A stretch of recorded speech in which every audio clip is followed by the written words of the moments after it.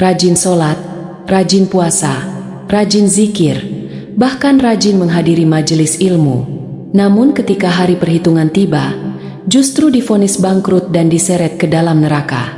Naudzubillah, wahai saudaraku, ini bukan sekadar cerita untuk menakut-nakuti. Ini adalah peringatan keras dari Rasulullah Sallallahu Alaihi Wasallam. Pahala setinggi gunung, amal sebanyak lautan, bisa hancur lebur menjadi debu yang beterbangan, hanya karena kebiasaan harian yang sering kita anggap kecil dan sepele. Banyak manusia merasa aman dengan amal lahiriahnya, merasa sudah cukup saleh, merasa sudah berada di jalan yang benar. Kita bangga karena tidak pernah meninggalkan salat. Kita merasa tenang karena rutin berpuasa. Kita merasa diri sudah baik karena sesekali bersedekah. Namun tanpa kita sadari, ada kebocoran besar dalam karung amal kita.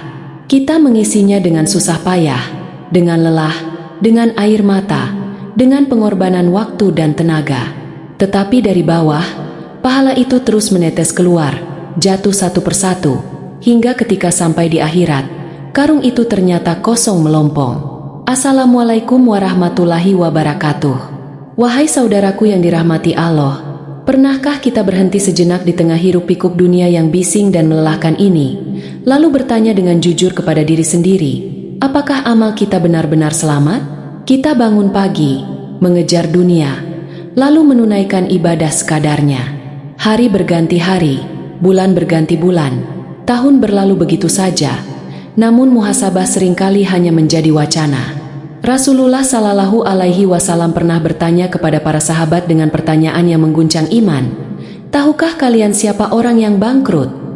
Para sahabat menjawab sesuai pemahaman dunia, bahwa orang bangkrut adalah orang yang tidak punya harta dan kekayaan.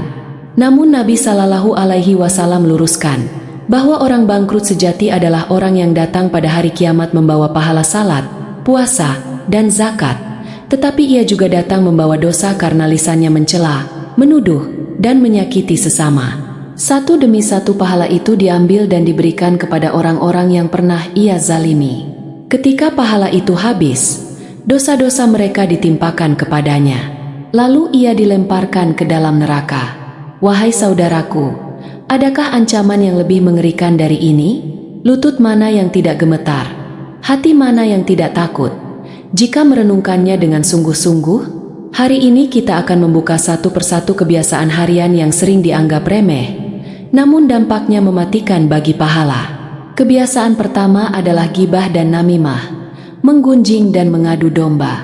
Inilah dosa yang paling sering terjadi, paling terasa ringan di lisan, namun paling berat timbangannya di sisi Allah. Berapa banyak waktu kita habiskan untuk membicarakan orang lain? Di rumah, di kantor, di warung kopi, di grup pesan singkat, hingga di media sosial.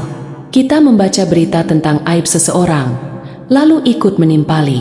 Kita mendengar gosip, lalu menyebarkannya. Kita merasa itu hanya cerita biasa, hanya obrolan ringan untuk mengisi waktu.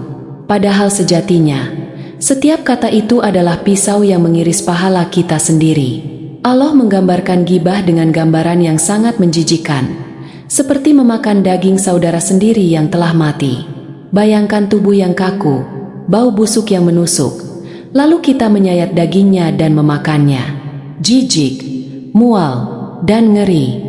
Namun itulah hakikat ghibah di sisi Allah. Setiap kali kita membicarakan aib orang lain, hakikatnya kita sedang mengunyah bangkai saudara kita sendiri. Di zaman ini, dosa lisan tidak hanya keluar dari mulut, tetapi juga dari jari jemari. Satu komentar jahat yang kita tulis bisa dibaca ribuan orang. Satu unggahan yang merendahkan orang lain bisa dibagikan kemana-mana. Dosanya terus mengalir, meski kita sudah lupa pernah menuliskannya. Kita tidur nyenyak, sementara buku catatan amal kita terus mencatat dosa yang tidak kita sadari.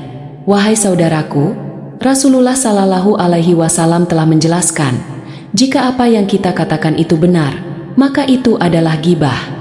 Jika tidak benar, maka itu adalah fitnah. Keduanya sama-sama menghancurkan. Tidak ada jalan selamat bagi lisan yang tidak dijaga. Pahala yang kita kumpulkan bertahun-tahun bisa lenyap hanya dalam hitungan detik karena satu kalimat yang kita ucapkan tanpa berpikir. Maka mulai hari ini, jahitlah lisan kita, tahan jari-jari kita, sibukkan diri dengan memperbaiki aib sendiri. Sungguh, aib kita sendiri sudah lebih dari cukup untuk kita tangisi dalam sujud yang panjang. Jangan sampai orang yang kita bicarakan di dunia justru tertawa di akhirat karena menerima pahala-pahala kita, sementara kita berdiri dalam keadaan bangkrut dan hina. Setelah lisan, musuh berikutnya yang jauh lebih halus dan lebih berbahaya adalah hati.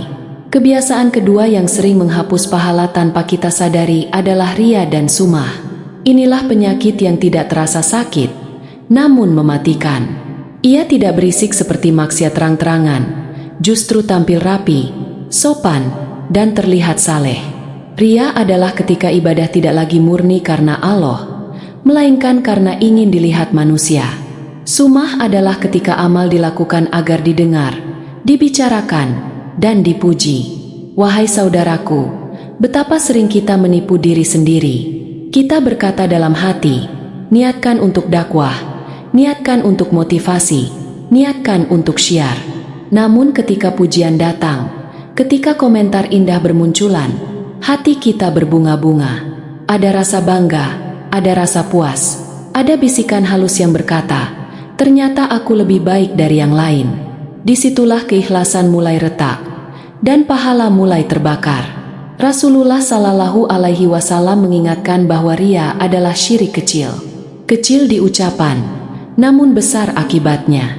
Amal yang seharusnya tersimpan rapi di sisi Allah, justru habis dibayar lunas di dunia dengan pujian manusia. Ketika sampai di akhirat, tidak tersisa apapun. Dengarkanlah kisah yang sangat mengerikan ini, kisah yang seharusnya membuat hati kita gemetar. Rasulullah Shallallahu Alaihi Wasallam menceritakan 3 golongan manusia yang pertama kali diadili pada hari kiamat. Bukan pezina, bukan pencuri, bukan pembunuh.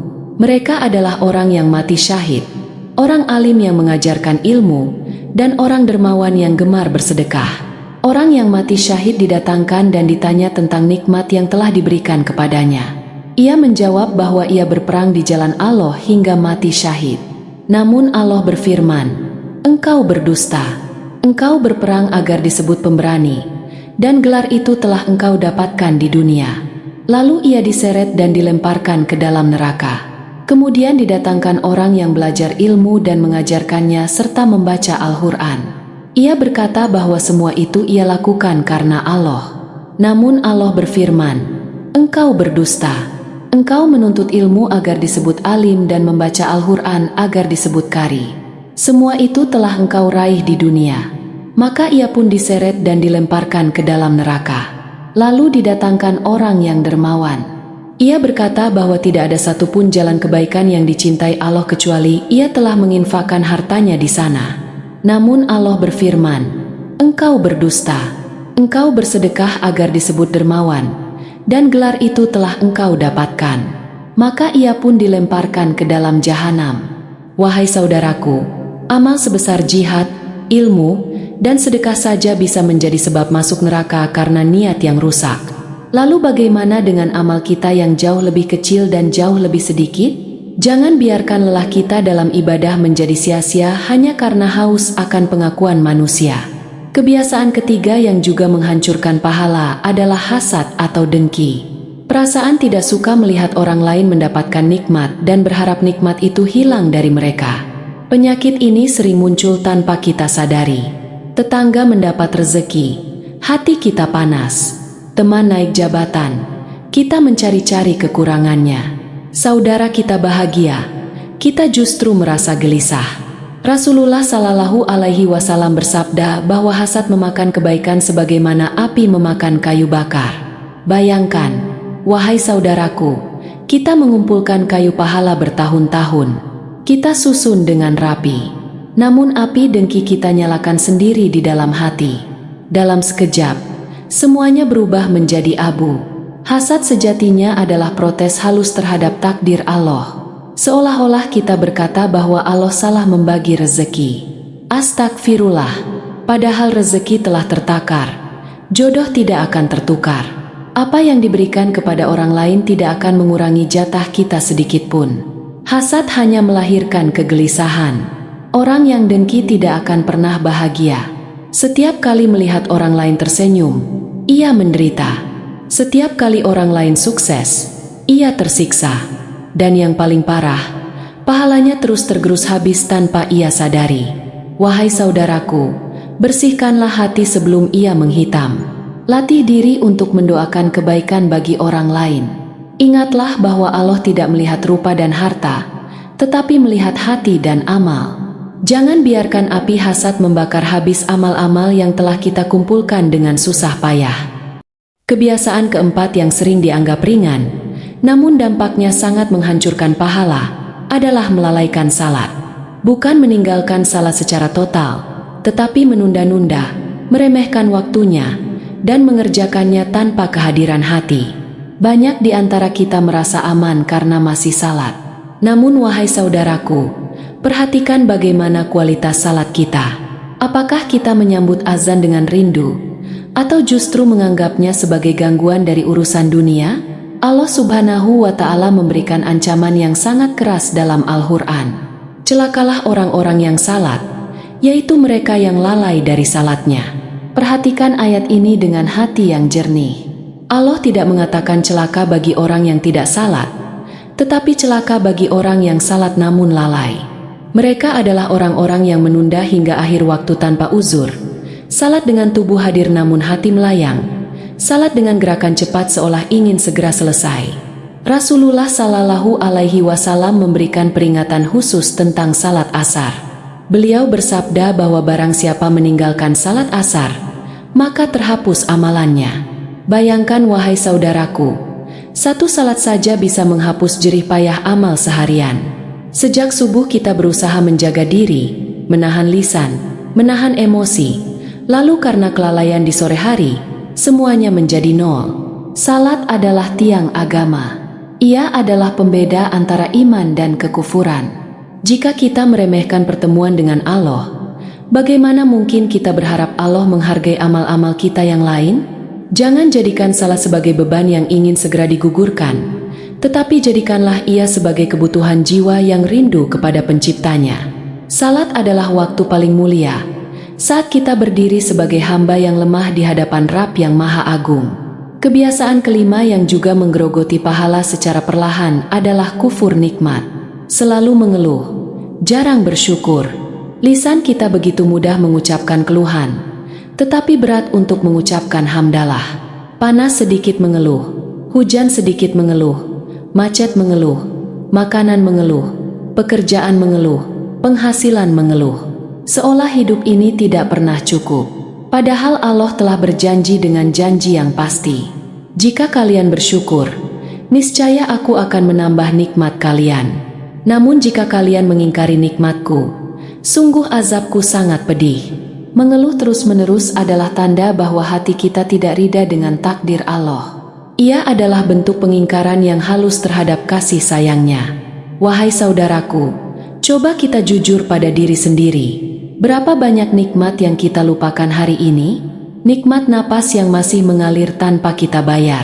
Nikmat jantung yang berdetak tanpa kita perintah. Nikmat mata yang masih melihat, telinga yang masih mendengar, kaki yang masih melangkah. Kita sering fokus pada satu kekurangan kecil, lalu melupakan ribuan nikmat besar yang Allah limpahkan setiap hari. Orang yang tidak bersyukur pahalanya bocor. Amal sedekahnya bisa sia-sia jika diiringi keluhan tentang harta. Amal puasanya bisa hampa jika dipenuhi keluhan tentang lapar dan dahaga. Syukur adalah pengikat nikmat dan penjaga pahala. Tanpa syukur, amal kita seperti air dalam ember yang berlubang. Sebanyak apapun kita isi, akan habis tak tersisa. Ingatlah kisah Qarun yang ditenggelamkan bersama hartanya karena kesombongan dan kufur nikmat. Di zaman ini, kufur nikmat mungkin tidak dibalas dengan bumi yang terbelah, tetapi dengan hati yang gelisah, ibadah yang terasa berat, dan hidup yang terasa kosong. Hati menjadi sempit, wajah kehilangan ketenangan, dan amal kehilangan keberkahan. Wahai saudaraku, ubahlah keluhan menjadi syukur sebelum nikmat itu dicabut. Ketika macet, ucapkan alhamdulillah masih diberi kendaraan. Ketika sakit, ucapkan alhamdulillah masih diberi kesempatan menggugurkan dosa. Ketika rezeki terasa sempit, ucapkan alhamdulillah karena Allah masih memberi hidup dan iman. Syukur akan melipat gandakan pahala, sedangkan keluhan akan menghapusnya perlahan namun pasti. Kebiasaan keenam yang sering menghapus pahala tanpa terasa adalah kesombongan. Sombong tidak selalu tampil dalam bentuk dada dibusungkan atau suara yang meninggi.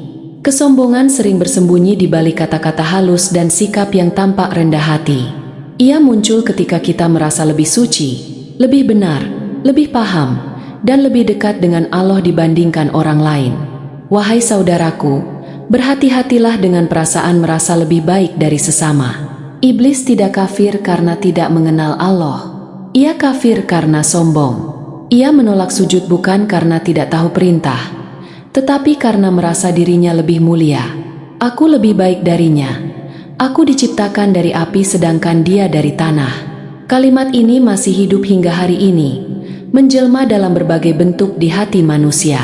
Ketika kita merasa ibadah kita lebih khusyuk, ilmu kita lebih luas, sedekah kita lebih besar, dan lisan kita lebih terjaga, lalu memandang rendah orang lain, saat itulah kesombongan telah merusak amal. Bisa jadi orang yang kita remehkan itu lebih ikhlas, lebih tulus, dan lebih dicintai Allah daripada kita. Rasulullah Shallallahu Alaihi Wasallam bersabda bahwa tidak akan masuk surga orang yang di dalam hatinya terdapat kesombongan walau sebesar biji sawi. Sahabat bertanya, bagaimana dengan orang yang suka pakaian bagus dan sandal bagus? Beliau menjawab bahwa Allah itu indah dan mencintai keindahan. Kesombongan adalah menolak kebenaran dan meremehkan manusia. Meremehkan manusia adalah penyakit hati yang sangat berbahaya. Kita tidak tahu bagaimana akhir hidup seseorang. Kita tidak tahu dosa apa yang telah diampuni Allah darinya. Dan kita tidak tahu dosa apa yang akan menjerumuskan kita di akhir usia. Betapa banyak orang yang sepanjang hidupnya tampak biasa, namun wafat dalam husnul hatimah.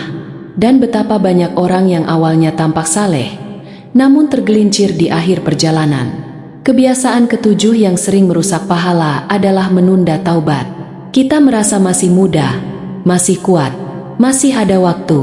Kita berkata dalam hati, nanti saja taubatnya, nanti saja berubahnya. Padahal kematian tidak pernah menunggu kesiapan. Ia datang tiba-tiba, tanpa janji, tanpa aba-aba. Menunda taubat adalah bentuk kelalaian yang sangat berbahaya. Setiap dosa yang dibiarkan tanpa taubat akan mengeraskan hati. Awalnya kita merasa bersalah, lama-lama biasa, akhirnya bangga. Dosa yang kecil jika terus diulang tanpa taubat akan menumpuk dan menggunung. Ketika saat taubat datang, hati sudah terlalu keras untuk menyesal. Allah Maha Penerima taubat, tetapi jangan tertipu oleh luasnya ampunannya.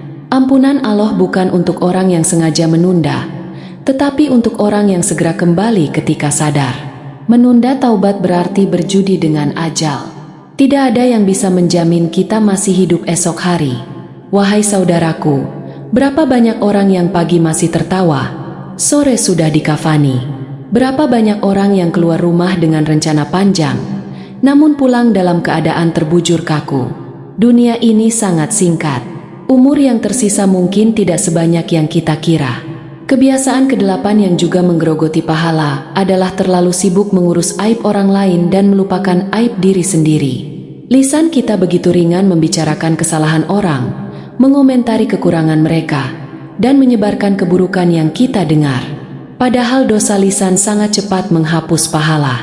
Rasulullah Shallallahu Alaihi Wasallam bersabda bahwa orang yang paling bangkrut di hari kiamat adalah orang yang datang dengan salat, puasa, dan sedekah, namun ia pernah mencaci, memfitnah, dan menyakiti orang lain. Maka pahalanya diambil dan diberikan kepada orang-orang yang ia zalimi. Ketika pahalanya habis, dosa mereka dipindahkan kepadanya. Wahai saudaraku, betapa mengerikannya keadaan ini. Kita rajin beribadah, namun pahalanya habis dibagi-bagikan karena lisan kita tidak terjaga. Lebih baik sibuk memperbaiki diri daripada sibuk menghakimi orang lain. Aib kita jauh lebih banyak daripada aib yang kita lihat pada orang lain. Gunakan waktu untuk muhasabah. Setiap malam, tanyakan pada diri sendiri, dosa apa yang aku lakukan hari ini? Salat mana yang aku lalaikan? lisan mana yang aku biarkan lepas kendali. Orang yang cerdas adalah orang yang menghisap dirinya sebelum dihisap oleh Allah. Jangan tunggu sampai hari perhitungan, karena saat itu tidak ada lagi kesempatan untuk memperbaiki. Wahai saudaraku, setelah kita menelusuri satu persatu kebiasaan yang mampu menghapus pahala tanpa kita sadari, kini saatnya kita berhenti sejenak dan menundukkan hati. Bukan untuk menyalahkan siapapun, tetapi untuk bercermin pada diri sendiri. Bisa jadi sebagian dari kebiasaan itu ada pada diri kita. Bisa jadi selama ini kita rajin beramal, namun pahala kita bocor di sana-sini karena hati dan lisan yang tidak terjaga. Ingatlah bahwa Allah tidak membutuhkan ibadah kita. Salat, puasa, sedekah, dan semua amal kebaikan tidak menambah sedikit pun kemuliaan Allah. Semua itu kembali kepada kita. Jika amal kita diterima, kitalah yang beruntung. Jika amal kita tertolak, kitalah yang merugi. Maka jangan pernah merasa aman dengan banyaknya amal, tetapi takutlah jika amal itu tidak bernilai di sisinya. Jangan biarkan setan membuat kita putus asa. Kesadaran ini bukan untuk membuat hati kita runtuh, tetapi untuk membangunkan kita dari kelalaian panjang.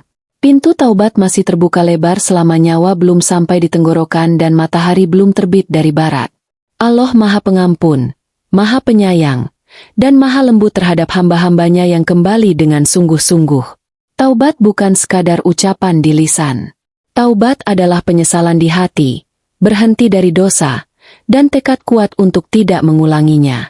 Jika dosa berkaitan dengan hak sesama, maka harus ada usaha untuk meminta maaf dan memperbaiki. Jangan tunda taubat dengan alasan ingin memperbaiki diri dulu. Justru taubatlah langkah awal untuk menjadi lebih baik. Wahai saudaraku, perbaikilah niat dalam setiap amal. Luruskan kembali tujuan ibadah kita hanya untuk mencari ridha Allah, bukan pujian manusia. Latih diri untuk beramal dalam sunyi, ketika tidak ada mata yang melihat dan tidak ada telinga yang mendengar. Amal yang tersembunyi lebih dekat kepada keikhlasan dan lebih aman dari ria. Jagalah lisan sebagaimana kita menjaga harta paling berharga. Tahan diri dari berkata kasar, menggunjing, memfitnah, dan menyakiti hati orang lain. Jika tidak mampu berkata baik, maka diam adalah pilihan yang paling selamat. Ingatlah bahwa satu kalimat bisa meninggikan derajat, dan satu kalimat pula bisa menghancurkan pahala bertahun-tahun. Rawatlah hati dari dengki dan sombong. Latih diri untuk mendoakan kebaikan bagi orang lain. Ketika melihat saudara kita mendapat nikmat, ucapkan doa keberkahan, bukan iri di dalam hati. Hati yang bersih adalah tempat turunnya ketenangan. Hati yang bersih membuat ibadah terasa ringan dan hidup terasa lapang. Jangan pernah meremehkan salat. Jadikan azan sebagai panggilan paling istimewa dalam hidup.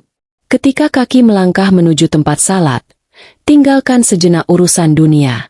Berdirilah di hadapan Allah dengan penuh adab dan ketundukan. Salat yang dijaga akan menjaga seluruh amal yang lain. Biasakan diri untuk bersyukur dalam keadaan apapun. Syukur bukan hanya di saat lapang, tetapi juga di saat sempit. Dalam setiap ujian, selalu ada nikmat yang menyertai. Orang yang pandai bersyukur akan melihat cahaya di tengah gelap, dan orang yang bersabar akan menemukan kemudahan setelah kesulitan. Wahai saudaraku, hidup ini adalah perjalanan singkat menuju pertemuan dengan Allah. Tidak ada yang kita bawa selain iman dan amal. Rumah, jabatan, harta, dan popularitas akan kita tinggalkan. Yang tersisa hanyalah catatan amal yang akan kita pertanggungjawabkan. Mari kita akhiri renungan ini dengan doa.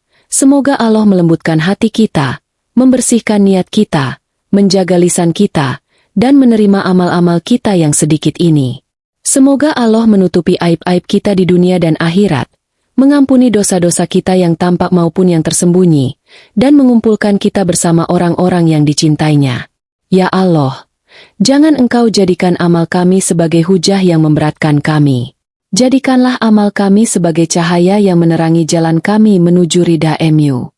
Wafatkanlah kami dalam keadaan husnul hatimah, dan bangkitkan kami kelak dalam golongan hamba-hamba-Mu yang Engkau rahmati. Amin ya Robbal Alamin.